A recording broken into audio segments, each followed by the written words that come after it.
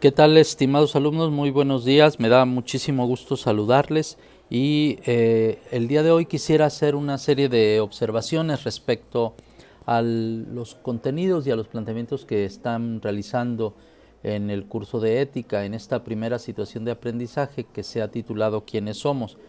Y lo que buscaba crear esta primera situación de aprendizaje es la posibilidad de pensar un poco el asunto de la ética y preguntarnos qué es lo que sabemos de ética. Si ustedes observan en los asuntos que se han estado proponiendo para la discusión, en los planteamientos del foro, hay una constante. En algunos casos se llega a confundir la ética con la moral, en otros casos hay una claridad extraordinaria respecto a esta cuestión.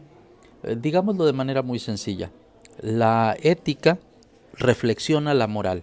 Es decir, la moral es algo que está ahí cuando nosotros aparecemos en el mundo, cuando nosotros nos ponemos una determinada ropa, cuando asistimos a una determinada escuela, cuando seguimos una serie de instrucciones de cómo comportarnos. Ahí está la moral, está lo que es apreciado por la sociedad.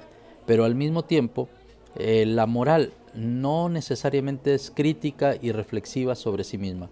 Suele ocurrir que en ocasiones los planteamientos morales dan por sentado que las cosas son de esta manera o de una determinada forma y no hay una crítica a ello porque el contexto señala lo que es bueno o lo que es malo para ese contexto. La ética lo que trata de hacer es justamente lo contrario. La ética trata de reflexionar sobre la moral. Si ustedes separan la palabra reflexionar, se van a encontrar con dos contenidos. La palabra re, que viene del latín volver, y la palabra flexión, o flexionar, el verbo flexionar, que implica un volver a inclinarse. Esta es una reflexión, es un volver a inclinarse, volver a pensar los actos morales o las normas morales para poder decidir qué es lo que consideramos más adecuado para el contexto en el que vivimos. Bueno, hoy quiero comentarles sobre algunos textos de que están a la base de este curso.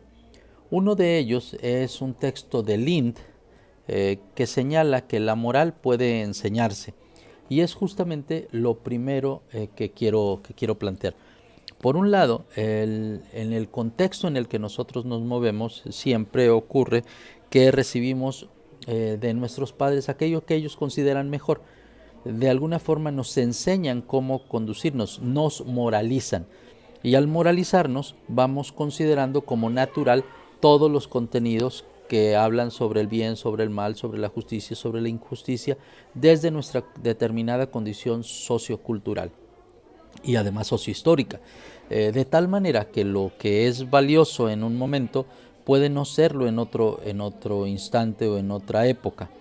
Así, por ejemplo, ustedes observen la vestimenta de los hombres y las mujeres a principios del siglo XX y van a ubicar que los hombres de clase eh, económicamente pudiente vestían de traje e incluso con unos largos sacos.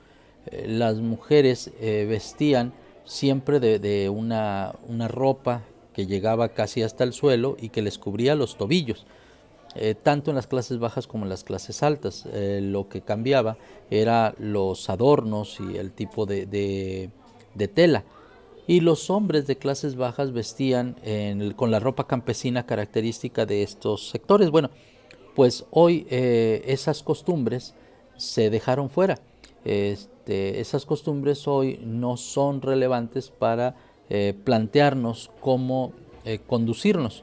En la época en la que esto se utilizaba, incluso llegó a publicarse un manual que se conoció como el Manual de Carreño, que era un conjunto de prescripciones, de reglas de conducta, pues que al final de cuentas entraban también a formar parte de la moral. Bueno, si bien, como señala el autor de este libro, la moral puede enseñarse, en realidad la moral también puede pensarse.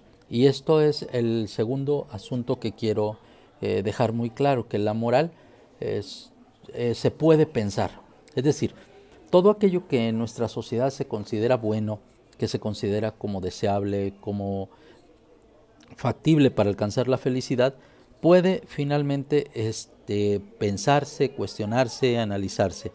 Recuerden ustedes que una de las máximas de los criterios analíticos es que las personas son profundamente respetables, pero todas las opiniones son debatibles. En ese sentido, la moral no es otra cosa que un contenido sobre el que se opina, y en ese sentido se puede discutir y se puede analizar con mucha tranquilidad.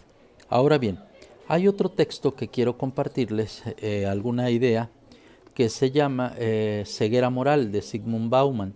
Él es el autor de un concepto que seguramente ustedes habrán leído. Es esta idea de lo que es del mundo líquido y de nuestros vínculos líquidos. Bueno, pues en este texto el asunto que está señalando Bauman es la pérdida de sensibilidad ética. ¿A qué me refiero? Bueno, particularmente a esta especie de vacuna que en el mundo contemporáneo tenemos, que evita pensar la moral.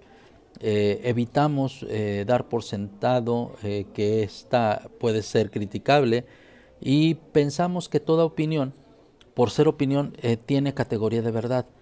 Pues Bauman señala que justamente nuestra ceguera moral implica una especie de, podríamos decir, actitud de indiferencia hacia lo que acontece en el mundo, una especie de entumecimiento moral. Pues en este curso lo que quisiera invitarles es justamente a recuperar su sensibilidad respecto a la moral, para evitar en lo que el autor señala como ceguera moral. Otra idea que quisiera que no dejáramos pasar es este asunto también de Zygmunt Bauman. Esta es su obra póstuma y ahí habla de la generación líquida. Señala en el texto: en vez de servir a la causa de aumentar la cantidad y mejorar la calidad de la integración humana, de la comprensión mutua, la cooperación y la solidaridad, la red ha facilitado prácticas de aislamiento, separación, exclusión, enemistad y conflictividad. Bueno, con esta cita de Bauman lo que está tratando de plantearnos es cómo parte de nuestra ceguera moral que señalaba en el libro anterior, pues tiene que ver con nuestra exposición a una serie de interacciones que rompen con la continuidad y con la posibilidad del encuentro cara a cara, de tal manera que cuando nosotros nos relacionamos con las personas, buscamos una relación bastante superficial a partir de nuestra formación en el ámbito de las redes sociales.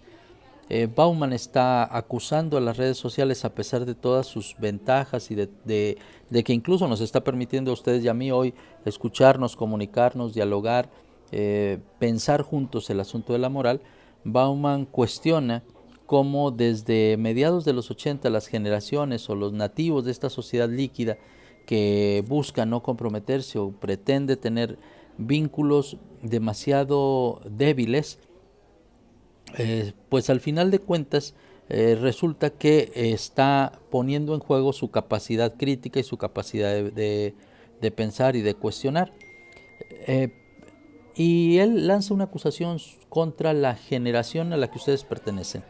Me parece que a la larga Bauman, si bien pudiera tener alguna especie de razón, me parece que el balón se pone en la cancha de ustedes, en tanto estudiantes que tienen la capacidad de cuestionar, de confrontar y de repensar los asuntos morales. Y el último texto es este texto de una autora que seguimos en este curso, Adela Cortina. Este es el penúltimo libro de Adela Cortina. ¿Para qué sirve realmente la ética? Bueno, Adela Cortina señala lo siguiente en el texto: si no tomamos nota de lo cara que sale la falta de ética en dinero y en dolor, el costo de la inmoralidad seguirá siendo imparable. Y aunque suene atópico, seguirán pagándolo, sobre todo los más débiles. Bueno, Adela Cortina es una autora española que ustedes ya han escuchado en alguno de los videos y que seguiremos escuchando y viendo sus ideas. Pero ella básicamente lo que plantea es que el mundo nos depara demasiados ejemplos de las consecuencias de la falta de ética en las conductas de las personas que tienen responsabilidades políticas y sociales. Pero yo diría, no solamente en ellas, sino también en quienes no tienen una responsabilidad en un cargo público.